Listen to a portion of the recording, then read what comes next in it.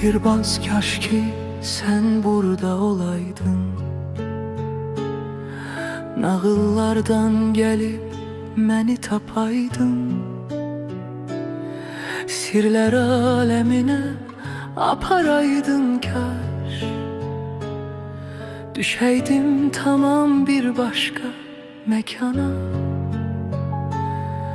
yaman insanlardan çok çok uzağa. Sehirbaz amandır tez yetiş mənə, yoksa arzularım puç olup gider. Axı cavanlığım heç olup gedir. Sehrinle o geden vaxtı dayandır. Sehirbaz amandır tez yetiş mənə, sehirbaz amandır tez yetiş mənə.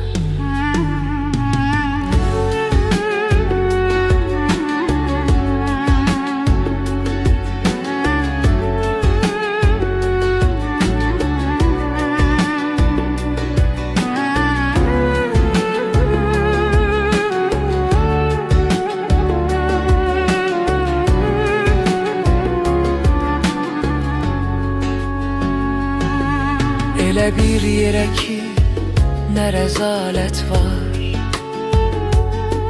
nə yüzünə gülən xəbis insanlar, xeyirsiz adamlar sanki keybolub. İşlərim düzəlir özü özündən,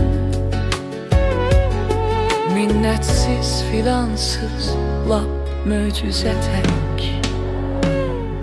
Sehirbaz amandır tez yetiş mənə, yoksa arzularım puç olup gider.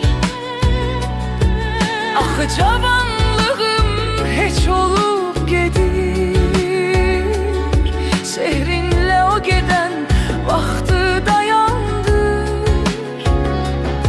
Sehirbaz amandır tez yetiş mənə, sehirbaz zamandır tez yetiş mənə. Möcüzə yaradıb mənim üçün sən, bir qəsr ərmağan edəydin mənə. Sehrinə, sirrinin valeh olaraq, sənin qüdrətinin böyüklüyündən yazıp yaradaydım. Elə orada mən. Sehirbaz amandır tez yetiş mənə, yoksa arzularım puç olup gider. Axı